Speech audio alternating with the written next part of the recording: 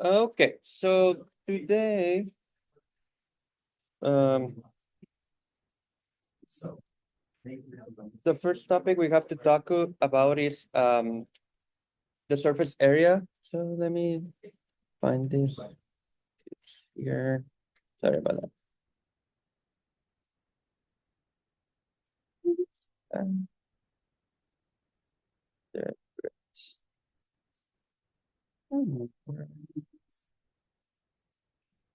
Here it is. Okay, so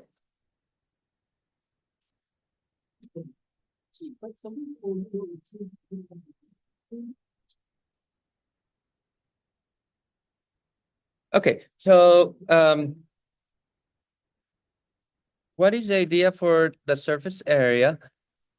I'll show you some animations on GeoGebra in a moment because it's kind of like hard to draw on the iPad. But just like imagine that you have the graph of a function.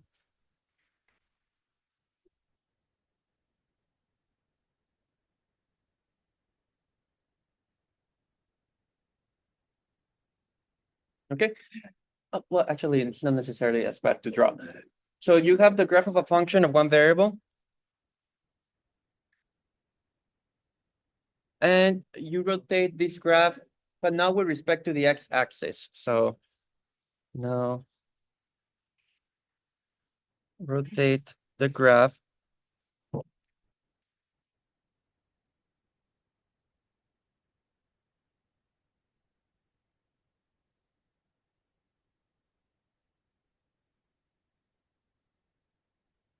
So what you should end up with is something like this.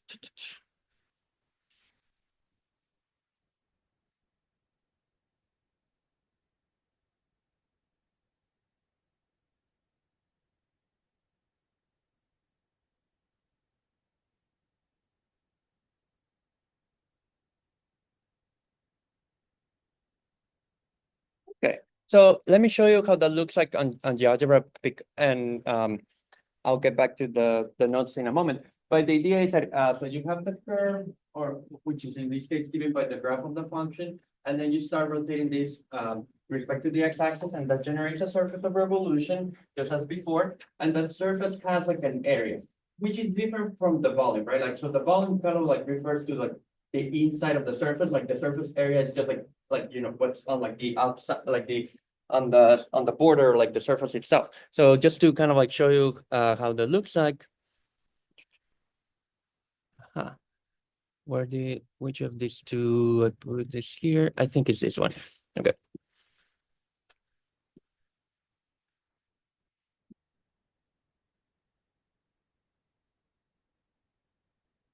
This is actually kind of fun. So um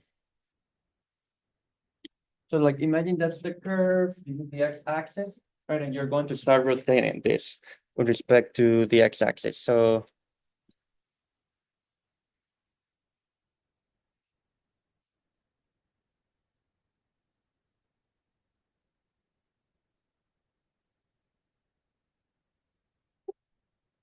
then that gives you the surface area, which is kind of cute. So we want to find the area of this surface. And like this is like a nice animation. What I like about it is that you can kind of like alter the curve a little bit, I believe. So if you kind of play with it differently, then like you can kind of like you know, get like a different surface in real time. Um, which is like fun to like experiment, like you know, what you can do with it. So anyway, so for example, but again, like kind of like, and this is kind of like the last day we'll do this, but like we started this course just by kind of like talking about certain applications of the integral. The idea being to kind of like put into more perspective that you can use like the integral to kind of like add a bunch of stuff, right? Um, but like this is redone. You can also do this again, like in more advanced courses like multivariable calculus and other things, where kind of like it's like a different approach to the one we are going to use here. So we're going to do here is more like what I'm about to show you. Let me share the different thing. I did this animation earlier today. Where are you? Firefox. GeoGebra, here you are.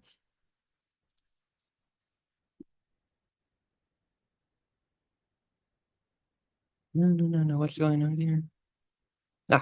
Yes. Okay. So for example, let's say that the curve, like, I just took like a part of the graph of sine of x. So this is how sine of x looks like from 0 to pi. And let's say that I want to rotate that with respect to the x-axis. So if you rotate it with respect to the x-axis, you will get this surface. Okay, so that's like the surface of revolution. And again, I want to find the piece, I want to find the area of this surface. So just as with every single thing that we have been doing up to this point, like I'll chop it off, right? I'll break it into pieces. The idea being that each of those pieces is a bit easier to understand. So just to kind of like show you what I'm about to do.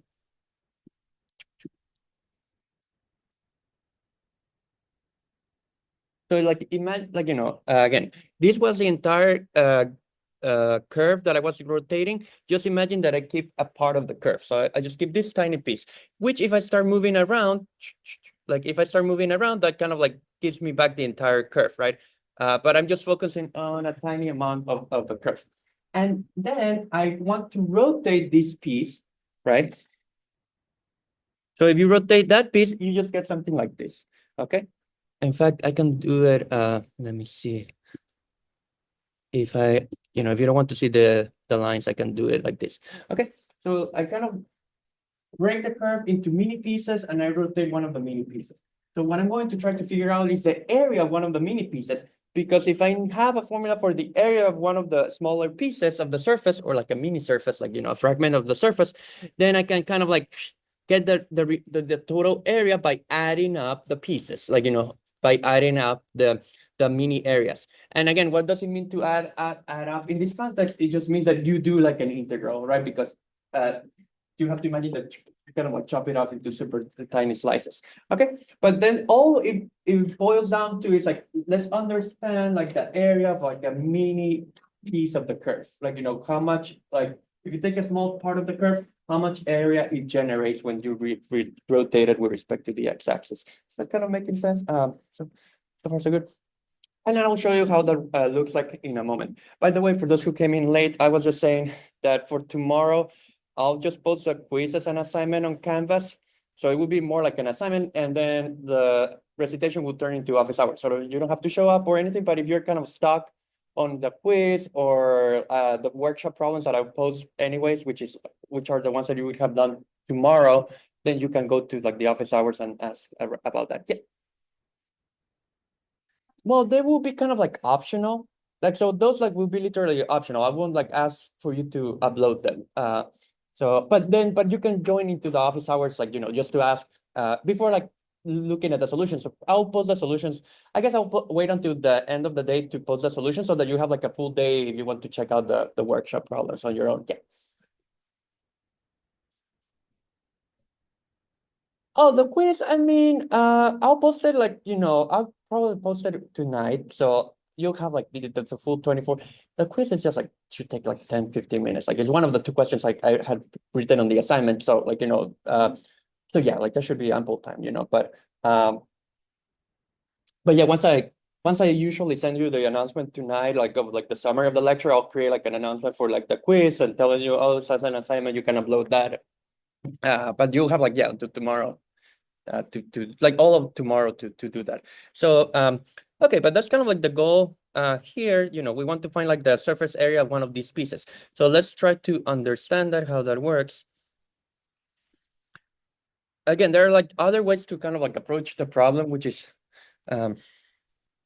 what you would do like if you take multivariable calculus, but this is kind of like a nice way to do it.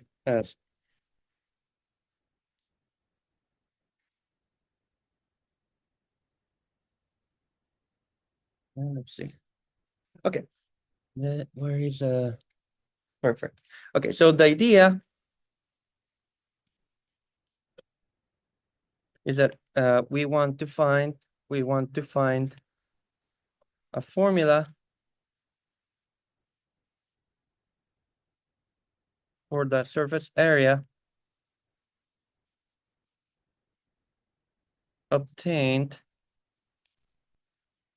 by rotating a small part of the curve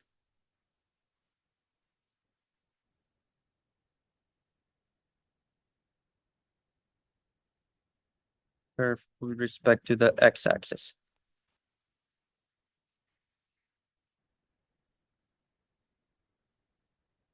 Okay. So just to copy paste the picture, so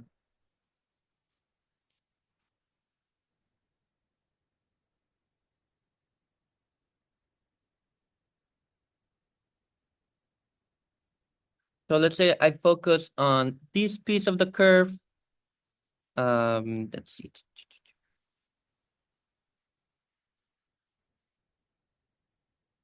And this gets rotated.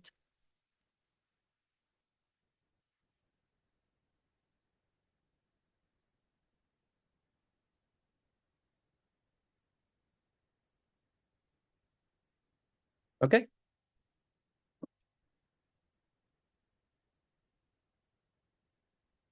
So now what we're going to do is not that different from what we did, with the cylindrical shell method. There's kind of like because this is kind of related to one of like the cylindrical shells. It's just that in the cylindrical shell method, it was providing the volume. So we wanted kind of like the amount on the inside of the shell. Now we want kind of like just like the stuff, like on the cylinder. So just maybe to separate the problem a bit more, the idea is that, if you have like,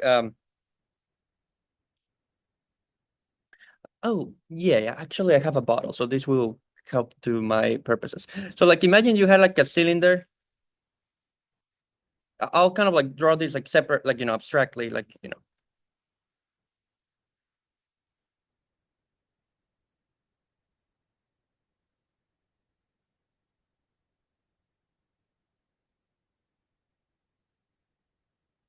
Okay, so if you have a cylinder, we had discussed before the volume of a cylinder, right? And that's what we did for cylindrical shells before.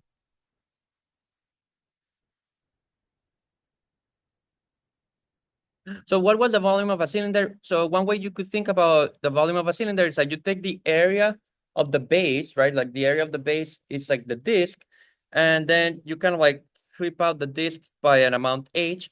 And so it would be, well, I guess also we did that for like the volume of the sphere and other problems, but, for like with these cross sections when they were a disk. But then the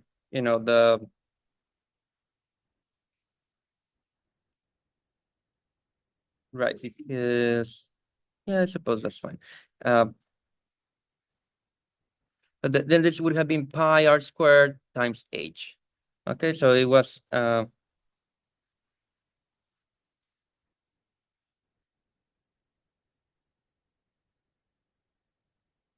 h. So it is the area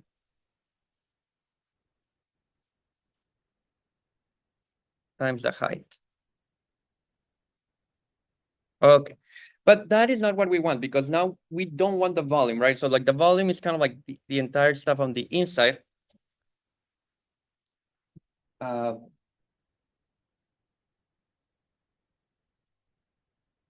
we want just like the area. So it is kind of like the air, like thankfully this bottle is like an actual cylinder. So it's kind of like the area of this bottle, right? So how would you think? There are two ways to think about the area of the bottle. Um, One way is like imagine you had like if this were like made out of paper. In fact, like actually, this is bad. This is a cylinder. Like imagine you take some scissors, cut it open, and that gives you a rectangle, right? So the area of the bottle is actually the area of the rectangle. So what is the area of the rectangle? It would be the height, right? So the bottle has some height. So the area would be the height times the width of the, or like the base of the rectangle, right? But what is the base of the rectangle? That is this amount, which is the circumference of the circle. So the area of the cylinder is like the height times the circumference of the circle. Is that making sense? Kind of like, the other thing that like, which is kind of like equivalent, is like, you know, you can imagine those, take like this like vertical segment, and that's what kind of you start rotating. But how much do you have to kind of like drag the pen? Like you have to drag it by an amount to pi r, because that is the circumference of the circle. Yeah.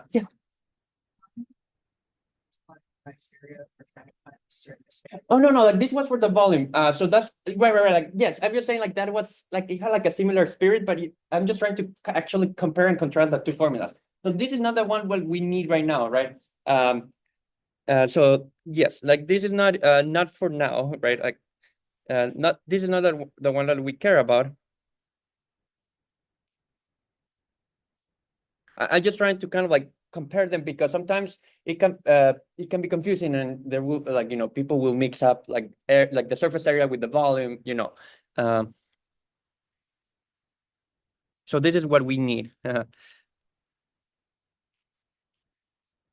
So what I was saying is that you kind of like cut open the like, you know, so just like imagine that you take a pair of scissors and cut open the cylinder.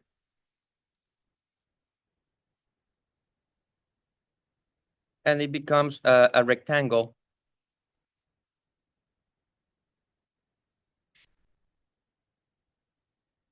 along H. And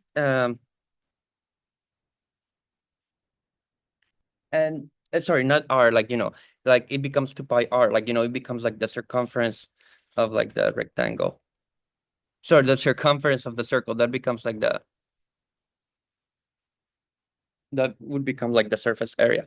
So like in this case, the area of the cylinder would be, well, how do I want to write it? Like 2 pi R times H.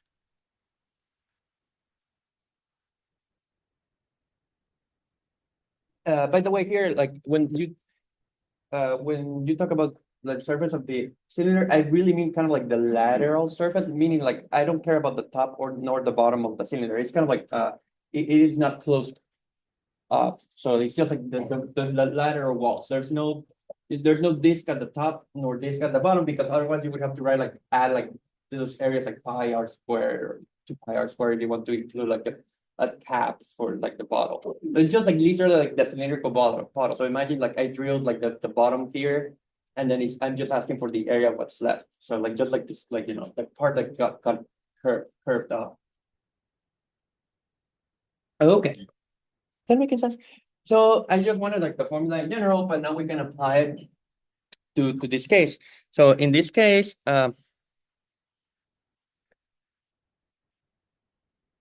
it is like a nice accident that like last time I was calling this like H when we were talking about arc length, because the idea, here's like the idea.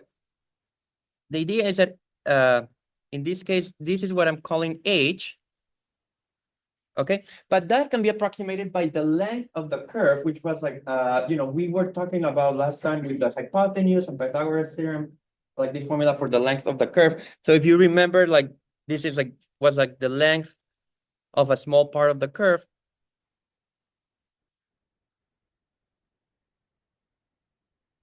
And well, just to go back to the previous notes to show you that literally that's what we were talking about last time. Where are you? Like this is, no, this is 251, sorry. Where are you? Yeah. Right, this is literally like that is the type of thing we were doing last time. So like we call it H, and we did like all this Pythagoras theorem, and we found something like this. So I would just kind of like use that same formula that we had before. So so H would be root of 1 plus f prime of x squared dx.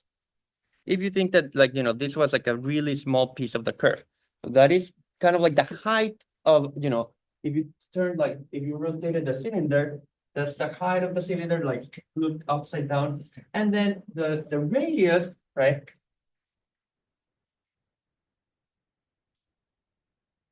the radius in this case for this cylinder, that is the value of the y coordinate. So r in this case is the value for y, which is f of x. Okay.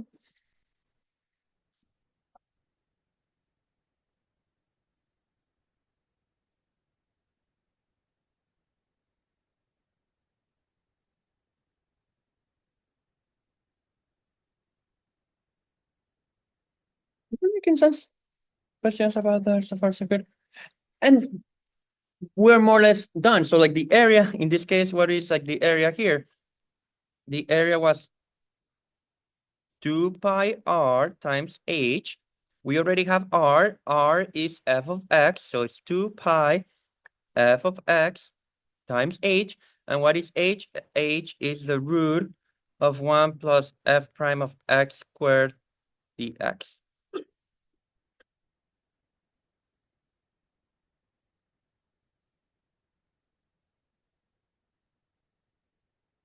And so, like I should say here, like the area of this small cylinder.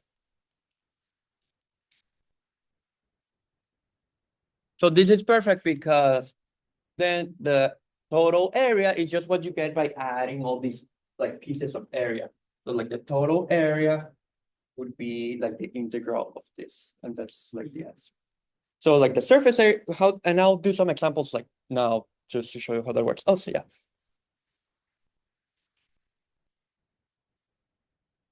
R is f of x because like the rotation is with respect to the x-axis, right? And so, right, like the height of this line, the thing is like as that's why everything has to be really small, right? Because strictly speaking, the arch kind of changes as you move along, but it's kind of like this is super small, then the height is not that different, and it just coincides with the point. It's on the point of the graph, right? That's what kind of determines the size of the cylinder. So that's why like it coincides with y, right? But kind of like just to compare it with what some of like the stuff that we were doing previously, because we did kind of like this rotation trick before. Um, if you remember, like we also had like this problem where we took the region and rotated with respect to the y-axis, and in that case, right, the radius was like just x, right? But that is because the axis of rotation was the y line, right? But now the axis of rotation is the x-axis, so that's why the radius gets like like the variables change roles, if that makes any sense. Um, so it's kind of like each individual formula is not too bad, but kind of like distinguishing them, right, is can be confusing because, for example, here like there are things that play similar roles to like some of the other stuff we were doing before. So you have to kind of like, if you have like the picture in mind, it's not too bad, but but yeah, like once you kind of have to think about all of them at once, like you do have to identify them. Yes.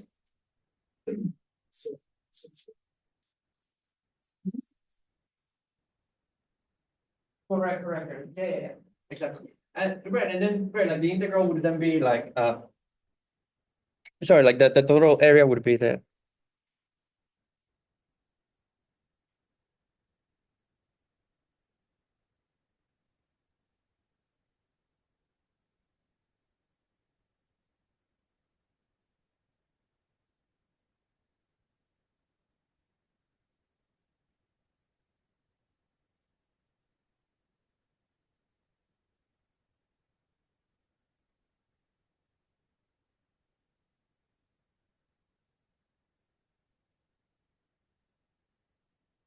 So this is actually similar to like the last time with the problem with finding lengths of curves, where I told you, okay, very unlikely for you to like actually you know have like many situations where you can integrate everything explicitly, because like this involves like a square root, right? And that can sometimes be tricky. So it is kind of like special cases where you can actually do the integral. So that's kind of like what I'll show you, and that's kind of like the main focus. But it's still kind of like nice to have like the formula in general, but it's still you have to be kind of realistic in like terms of like actual expectations, where it's not that many things if you start rotating like crazy, like different functions, like most likely you won't know how to integrate them, right? Because like, this like stuff with servers can be complicated. Yes. Okay. Um, okay, so the first one, which is the classic one, is like the area of a sphere. Like, so you have like a sphere and then you want to find the surface area, let's say for the example of the Earth. Okay, so let me start with that one.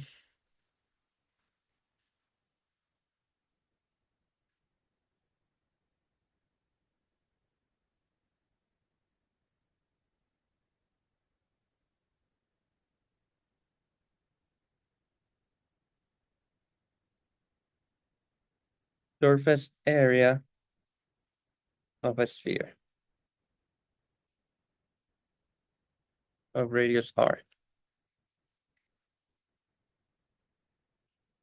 Okay, so let me draw the sphere first. So you have this sphere.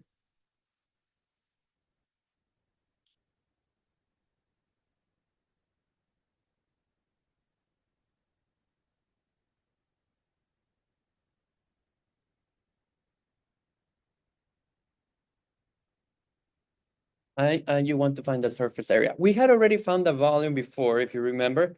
So now we want like just like the area, right? Like not the inside, just like the shell, if you want. Um, so for this type of problem, like what you want to think of is that the sphere was obtained by, like rotating something, right? So what you can do, if you think of kind of like the x-axis, like let me see, let's try to draw this. Like just imagine like the x-axis passing through like the center of the sphere. So like maybe you can see it here. Like you just take like the upper half of a circle. You take the upper half of the circle and you start rotating it about the x-axis, that will generate the entire sphere. So you just keep kind of like this half. So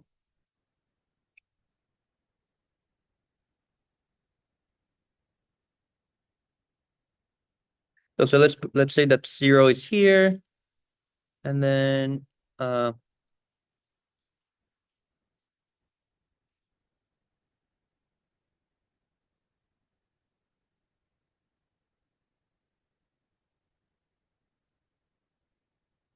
by the way, I know that before I forget about this. So I did create kind of like a YouTube video assignment.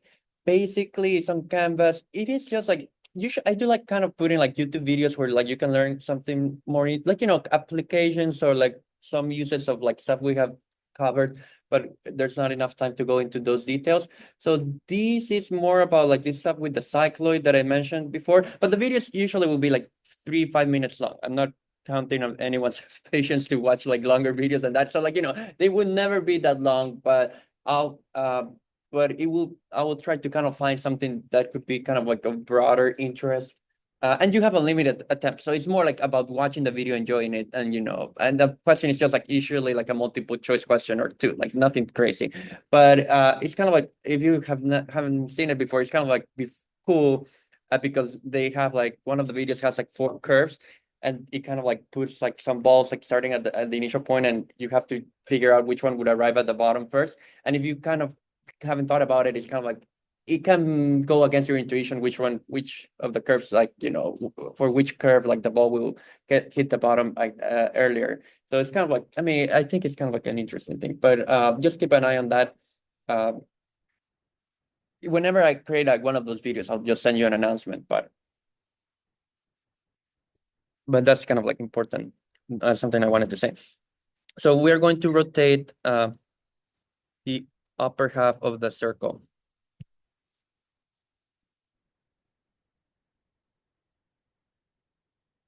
So for that, what do you need? If you call this a y-axis, you need the equation of the circle, right? What was the equation of a circle of radius r? The equation was x squared plus y squared equals r squared, right? But you need to think about this as a function of x. So what you want to do is like solve y for in terms of x, right? And to do that, you have to take square roots. And that's where you get like the plus or minus options, but we want the like the upper half, so we just keep the plus solution. So we will keep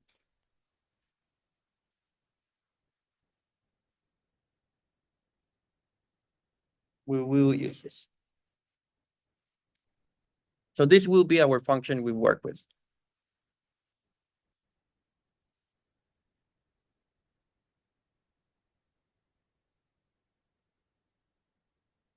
Is that okay? Oh, sorry, yeah.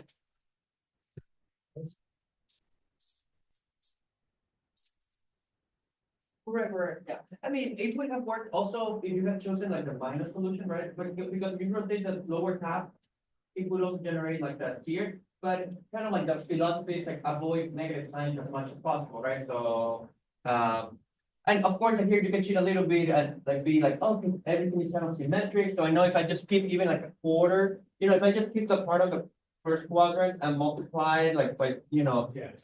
but like it won't like we'll find that very quickly. Like usually my rule of thumb is if you don't absolutely need to use like even like all these symmetry properties, like if it's like an even function or an odd function, don't do it because you're setting yourself for like making a mistake. It's better like just to do the integral. If when it's an even or an odd function, like the integral quickly will tell you it's twice like the original one or like the zero. So okay, so oh sorry, yeah.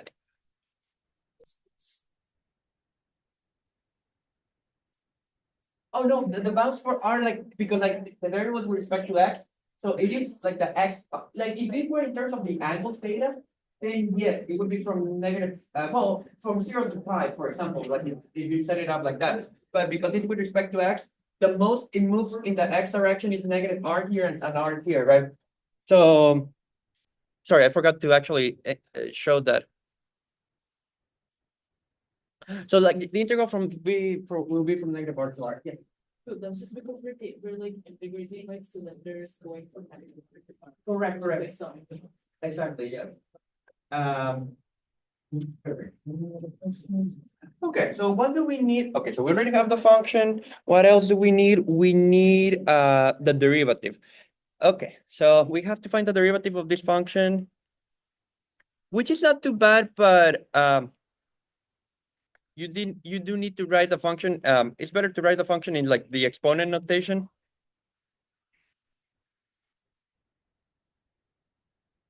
Because that way it's easier to take the derivative. So what is the f prime? So the exponent comes down, so it becomes 1/2. Then you decrease the exponent by 1, so 1/2 minus 1 is negative 1/2, right? And then you have to remember this is like a chain rule problem. So you have to multiply by the derivative of the inside. The derivative of the inside with respect to x is just negative 2x. So you get negative 2x here. Okay, and so now it's just like rearranging a little bit. So there's like a 2 and a 2 that cancel, like the minus kind of survives, and this kind of because it's a negative exponent can be moved downstairs as like if you prefer to write it as a fraction. So one way to write this, if you like, is like this, which is like looks a bit nicer actually.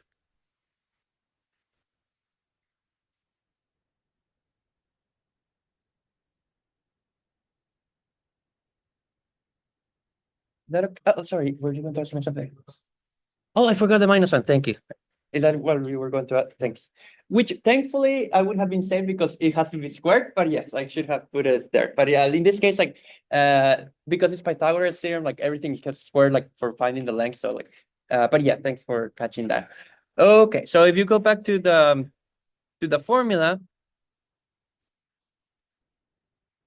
this like if you were to kind of like do everything inside the integral, it's a bit messy and you just keep writing integral forever. So it's better to simplify a little bit before integrating. So I just put like I'll do the stuff before like inside the square root, simplify it a bit first, because otherwise you're just going to keep carrying like the integral sign for eternity. So like it's just kind of like to make your life easier. So now I need 1 plus f prime of x squared, which would be 1. So what is f prime of x squared? Like that gives you x squared over, when you square everything, like the square roots go away. Okay, and here, like, it is convenient to use common denominator, like, so that you can add up these two quantities. So I'll put the denominator as this.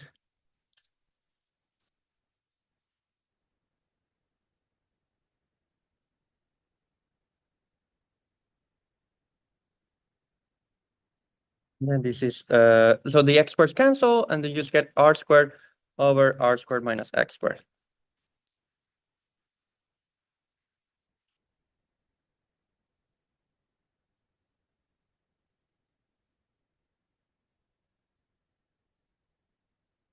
that okay? Is that making sense? So far, so good. Questions about this? Okay, and now, like, this is already simplified enough that so that we can put everything together on the integral, inside the integral, and like just like try to integrate it. Like there will be an extra simplification, but like that is, you know, it's okay to just to put it to do it like inside the integral. So let me just copy paste the formula. Okay, so this was the formula for the area. As we were discussing, what happens in this case? So the bounds become from negative r to r because that's an integral with respect to x, and those are the values that x takes on the sphere. Okay, 2 pi is 2 pi, that doesn't change. Then f of x, okay, sorry, just to go back for a second. What was f of x? It was root of x r squared minus x squared. So let's write that root of r squared minus x squared. And okay, and then we needed the root of 1 plus f prime of x squared, which is like the blue thing that I just computed. So like this is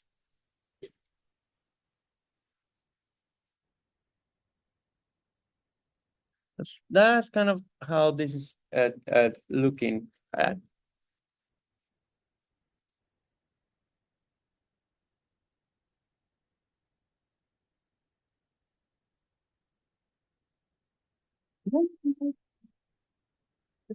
Okay, and then the miracle happens like you know where and then this like this root of x squared minus r squared minus x squared cancels precisely with this one, and then it's like it's a relief because like otherwise it would have been like a messy integral to do. So you just end up with the integral from negative r to r of 2 pi. Then there's this like great cancellation occurring, and then you just get like the square root of r squared, which is just r, right? So nothing depends at the end, nothing depends on x, which is amazing because then that's super easy to integrate, right? Like what is the integral of a constant? It's like the constant times like the variable. So it's just 2 pi r x evaluated at x equals negative r and x equals r. And that is for I mean, well, there's like it's just 2 pi r times 2r, which is 4 pi r squared.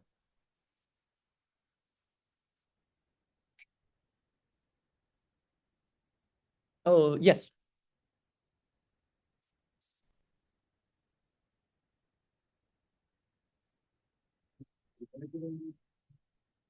Are we talking, are we in this step or below? Here. Here. So, so what happened? Sorry, just to go back for a second. Uh, but you see what I mean? What happened? I had to combine because I had to add these two well, these two numbers, but like I just used the common denominator to add them, and then the excess cancel. So it's not that I replaced them. It's just like there was a cancellation. If that makes sense. Anyone else? Okay, so so this is cool. Like the area of a sphere of radius r is 4 pi r squared.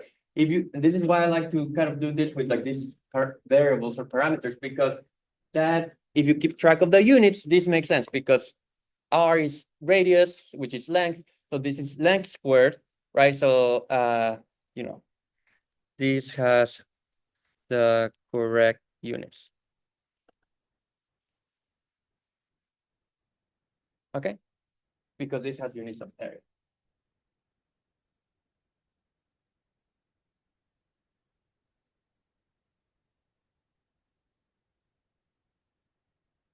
Is that making sense? Uh, just before going to the other example, this is kind of like a nice curiosity if you want, but it's kind of like there's something interesting that happens here, just like a nice observation.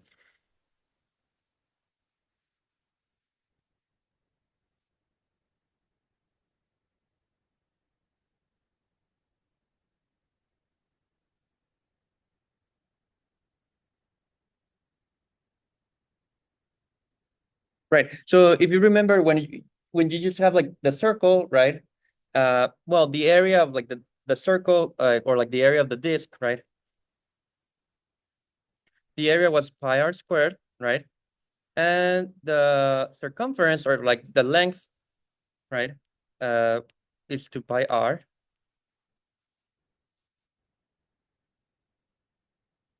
And if you have a sphere, okay, I don't think I wrote the equation of a sphere, sorry. But like the equation of a sphere is very similar to the equation of a circle. Um,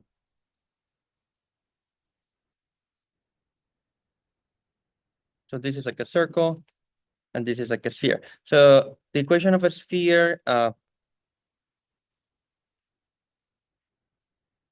it's like the circle is x squared plus y squared equals r squared. The equation of a sphere is x squared plus y squared plus z squared equals r squared. So essentially, you just added like an extra variable of here's like xy, and this is xyz.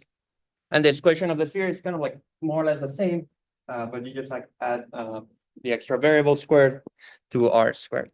Okay, now the volume of the sphere, right, is 4/3 pi r cubed, right? You may remember that, hopefully. We did that a few times. I mean, not a few times, but we did it before. And then the area, what we just found, right, is it is 4 pi r squared. So the comparison that which is probably something you can not been told explicitly, but if you notice something interesting happened here, because if you think of this as a function of r, then the derivative with respect to r of this function gives you the length, and the derivative with respect to r of this function gives you the area. So essentially, so if you take the derivative with respect to r, the derivative of the area would be the circumference, and the derivative of the volume would be the area, right? And that actually kind of works in any dimension. So there are things that you could define which are called hyperspheres, which I won't try to draw, but like, uh, so like you could have like a hypersphere, which is like just to give you like the one that would come next, it would be something like x squared plus y squared plus z squared plus w squared equals r squared. Um, that just requires like a fourth axis, which is impossible for us to draw. So like I won't even try to draw it, but there's something that it would be called kind of like analogous, like hypervolume, and then there's some like there would be something like a hyper area, whatever those things are. But it still would be true that the derivative of the hypervolume gives you like the hyper area. So it's kind of like continues working in the same way, whatever this is. And there is, in fact, there's like a kind of like a close formula for it. Like it's like an important formula to have. It does have like a lot of consequences, like for like thermodynamics and like chemistry and like machine learning and everything. Like like you need to know like the volume. The volume of a sphere is like a very very important thing to know actually. Like believe it or not. So like so whatever it is, like it's still true that like that still happens. I think there's some. If I will try to find a cute video about it, and if I do, I'll kind of put it for you to watch. But it's kind of like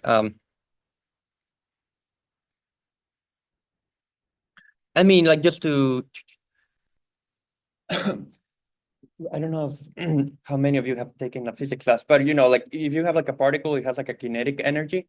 Remember that? So just to kind of tell you where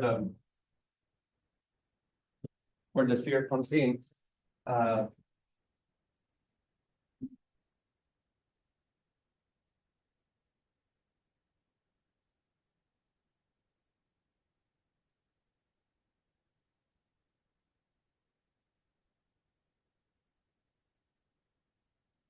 So you have like the kinetic energy of like a particle is 1/2 mass the velocity squared.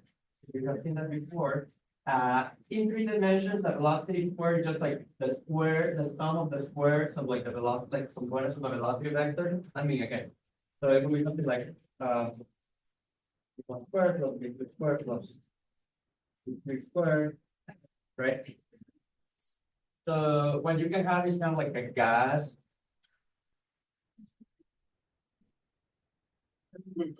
Well, we just kind of, I mean, like you don't have to make this approximation, but just imagine like you have like a gas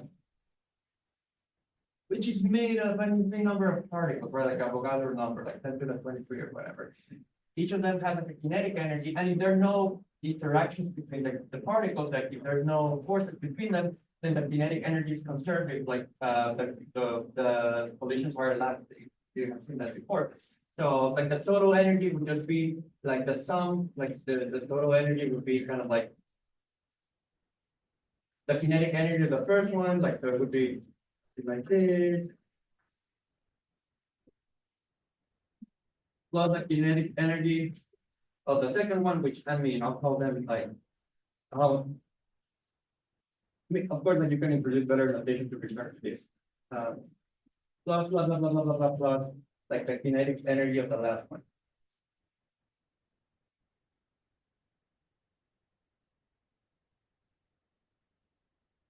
And that would be like a constant. But if you think about it, that is like a sum of squares, essentially. And the equation of a sphere is like a sum of squares. So this is what that means is that these particles, all these particles feel like their energy satisfies the equation of like a hypersphere in like an insanely large dimension. And because the dimension is really large, like certain special things happen. That's more like probability theory. But it is like literally like the fact that the kinetic energy is a sum of squares, like connects that to the sphere or like a hypersphere. But like there are many things that happen like in once you have like more dimensions, like which is very hard to understand, but like like intuitively. But like knowing the volume of this is kind of like what allows you to prove like the ideal gas law. If you want to use statistical mechanics, like prove the ideal gas law and all these like Maxwell relations in thermodynamics, like you have to know like the volume of the sphere for that to work properly. And it's like a very cool like thing to do, like, but it's related to that. Okay, so last example, like let's just do one more example for this. Which is like the cone. Let's try to find the volume of the cone. And after this, so after today's topic, the last topic for the exam will be covered on Monday, which is integration by parts. Over the weekend, I'll kind of like send you kind of like a guide of what things I want you to look for, like, in terms of integrals that I expect you to know, which formulas I expect you to know for the exam, et cetera, et cetera. I'll also add some more problems, and also like the coordinator will send you some practice exams. He will message all the students.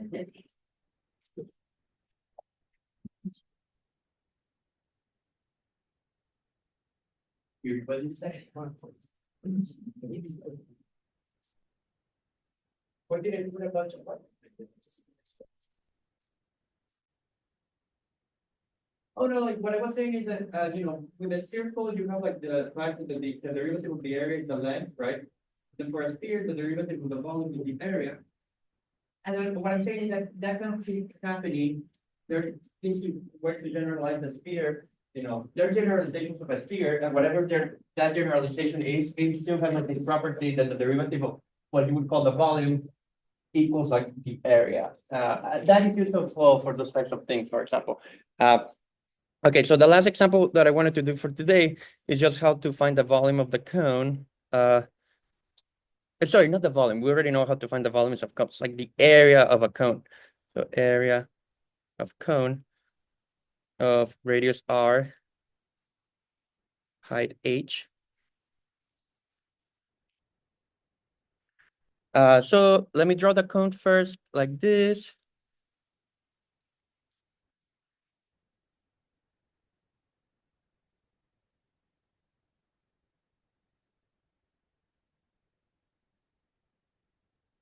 So again, you want to think about this as kind of like being obtained by rotating it with respect to the x-axis. So it's useful to be strategic about it and kind of like turn it upside down. So kind of like rotate it by 90 degrees so that the cone looks like this now.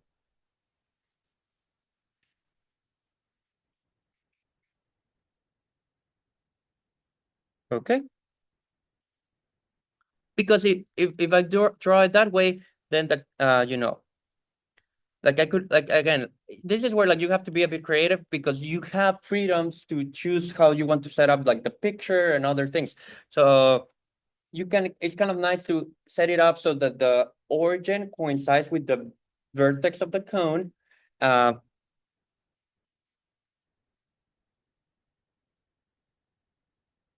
Because now it looks like this.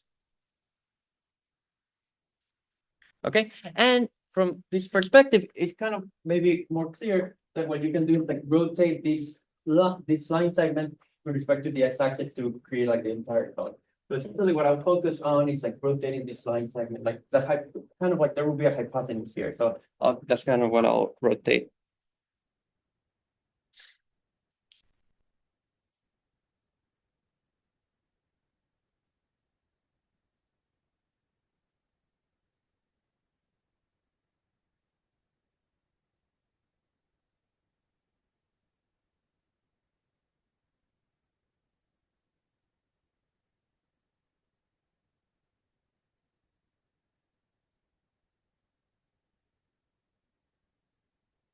Okay, so that begins, that's kind of like the setup, like how I'm trying to lay it out.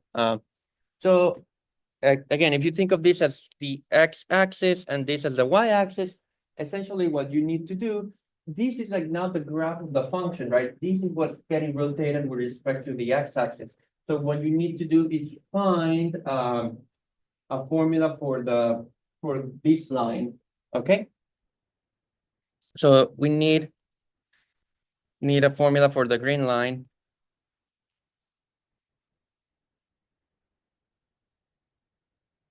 But you know, that's why it's convenient to set it up in this way, because this line passes through the origin, right? So you know kind of like the y-intercept, and you do know another point on this line, which is this point, like kind of like the end point of the line segment, which is you moved h, you moved h in the horizontal direction, and then you moved r in the vertical direction. So this is the point h comma r,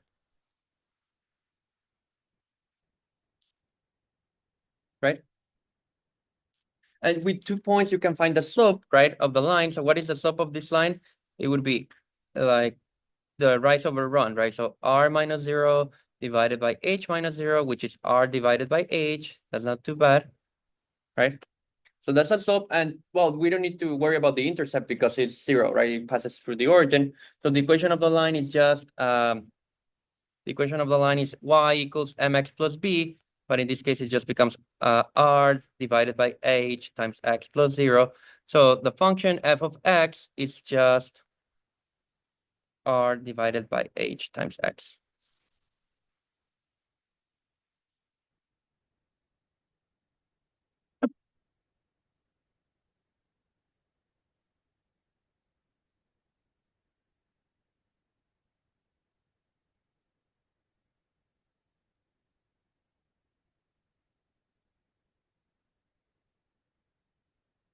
Is that making sense? Questions about that?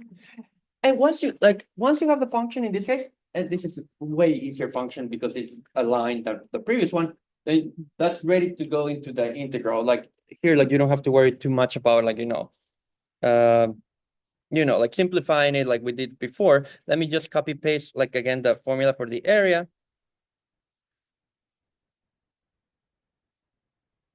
So what is the area here? Well, first notice that what are the bounds of integration? The bounds are again are for x. So x, oops, let me see if I can zoom out a little bit first. So x horizontally goes from 0 to the height of the cone because of the fact that we turned the cone upside down, or well, rotated it by 90 degrees. So like the bounds for the integration is from 0 to h. Okay, then what do we need? We need 2 pi, that's fine, there's nothing to do there. Then we need to multiply by the function. F of x is r over h times x. That's good. And then we need to multiply by this square root. Okay, well, what is the derivative of this function? I mean, I'll just put the answer because like kind of like easy to find because there's not much simplification needed. Because it's linear, the derivative of this function is just like r over h. Let me use a different color. So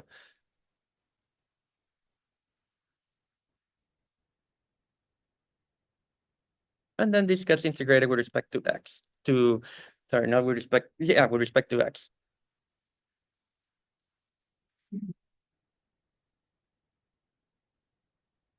That okay? Is that making sense?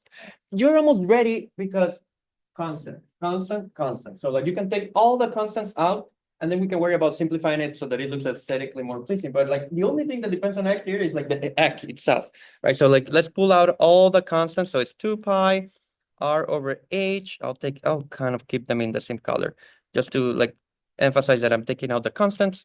And then I'll kind of take out um the the square root stuff because that's also like a constant. So the only thing that we're actually integrating is x with respect to x. That's all that we're doing.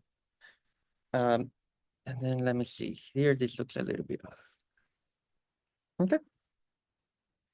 And of course, like I do want to simplify the square root a little bit more because it does look a bit ugly to write it that way, but like matters less for now.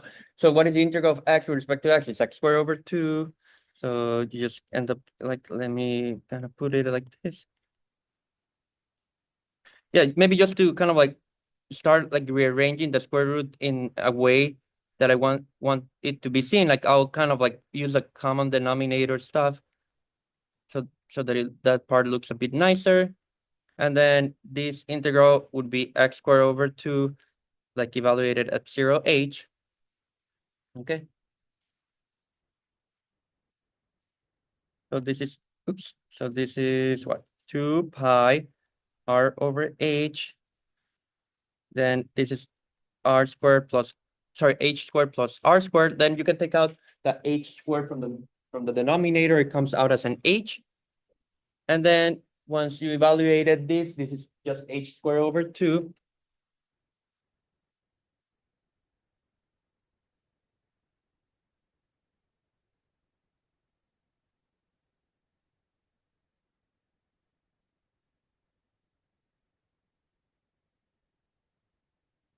Is that okay? Making sense so far, so good? And we're almost there. It's just a few cancellations. So there's an h here, there's an h here that goes with this h squared.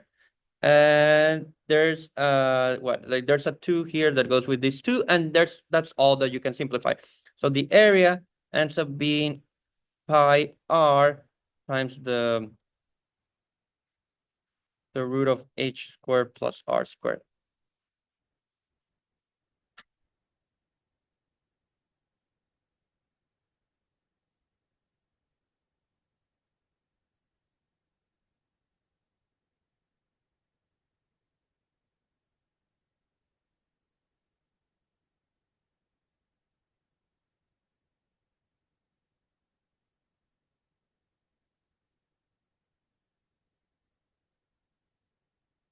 Okay. Oh yeah, sorry.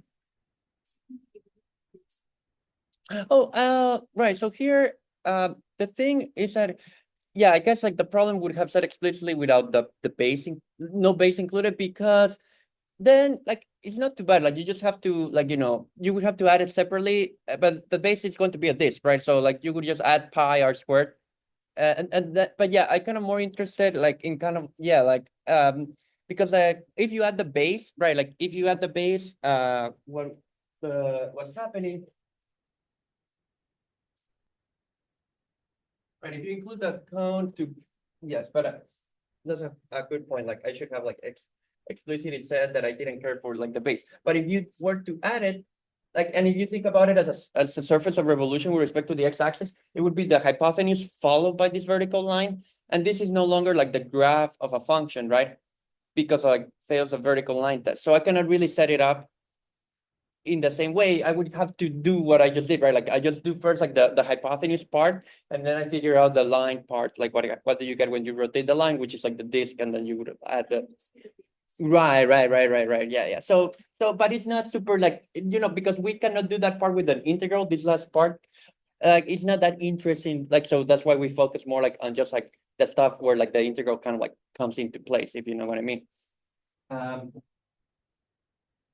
okay, just to maybe talk for like 7 more minutes, like what we're going to, just to give you like a preview of what's going to be the last topic for the exam, which is integration by parts, which is actually, now we do go back to kind of like finding out integration techniques. So we'll spend some time in how to like, and like expand the way we have for integrating stuff.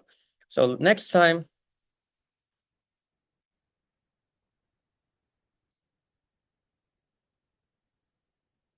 it's going to be integration by parts.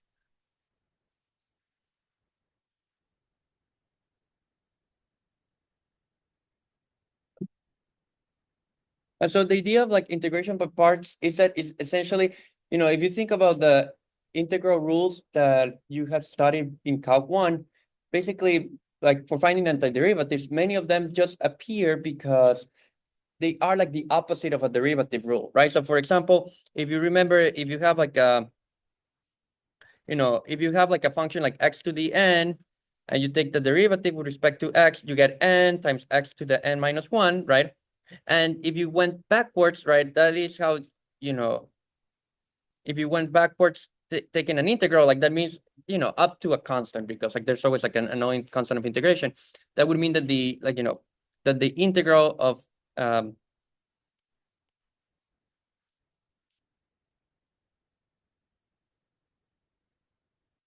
the integral of n x to the n minus 1 would be x to the n, right? Plus constant. Well, I mean, that's the only thing where it doesn't kind of work fully in reverse, because you do have to add the constant of integration. But what I'm saying is that, for every derivative rule, you basically, the way you should think about this is like there's like a corresponding like integration rule. Like, so for example, like the other one is like if you have like, two functions, right, and you add them together and you take their derivative, you get the derivative of the sum, right? And if when that works in reverse, like the idea in reverse for doing that is that, like, like the integral of a sum of functions would be the sum of like the integrals, right? So like, like kind of like that's why these indefinite integrals many times are called antiderivatives, because they literally just have like the point, like the role of reversing the derivative rule, right? So there's like a very important derivative rule in calculus, which is the product rule, right? So that one should have its like anti-version, which is like integration by parts formula. So and that's kind of like, again, well, I'll tell you more in more details next time. But you should think of integration by parts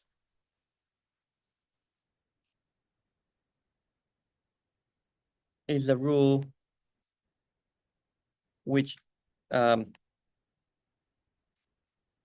reverses like the product rule for derivatives.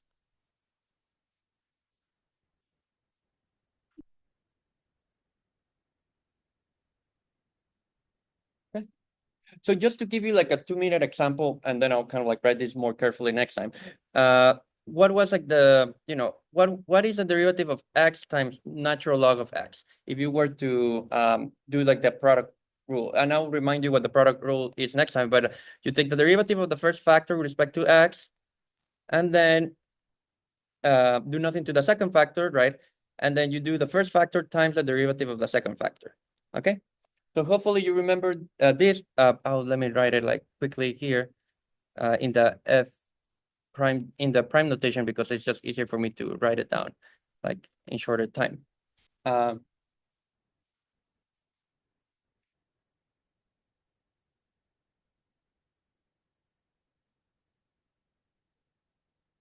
if you simplify this, like the derivative of x with respect to x is uh you know is just one, so you get natural log, and then the derivative of natural log with respect to x is 1 over x, right, if you remember.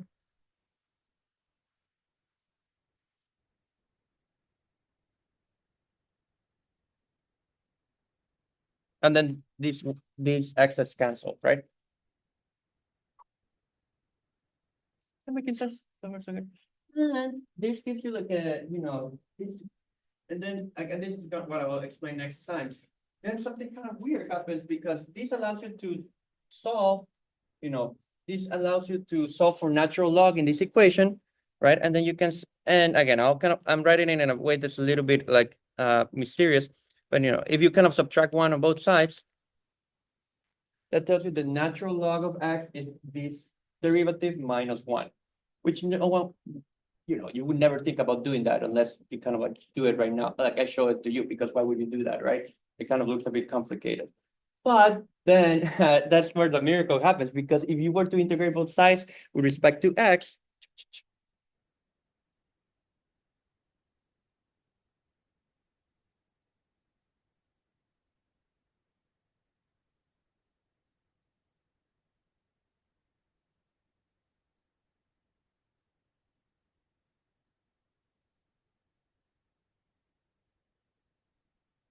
well, then something happens which is kind of fun, because it does give you like a formula for the like the integral of natural log, which you don't know. Like, just to emphasize this, like if I ask you what's the integral of natural log, you don't know the answer to that until now. And I'll do this again next time in more detail. But what would be the integral of natural log? It would be the difference of these two integrals.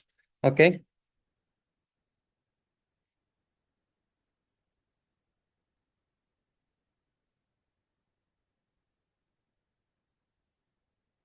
But like the integral of a derivative, they cancel out. That's kind of like how derivatives are supposed to work with integrals. They disappear. So you just end up with x natural log of x, and the integral of one is just x. So that is how you plus a constant of integration, and that's how you find that the integral of natural log of x is x natural log of x minus x, which is kind of like miraculous. Of course, I'll redo this in a way that's kind of like more algorithmic, because how would you have started with x natural log of x from like the thin air? Like, that's not the point. But what I'm trying to say is that it kind of came from the product rule. We applied the product rule and we got like an interesting thing, and then we reversed the product rule. And that's how integration by parts will work. It's just that it's going to be done in a more systematic way so that it doesn't look so magical. But okay, let's leave it at that, and then I'll tell you about the integration by parts next time, and then we will redo this kind of like the proper way, and you see how this will kind of like pop out, like, which is kind of like cool. So let's finish here. So again, I'll send you a reminder that about the recitation tomorrow, that it will be like, the office hours and all that stuff.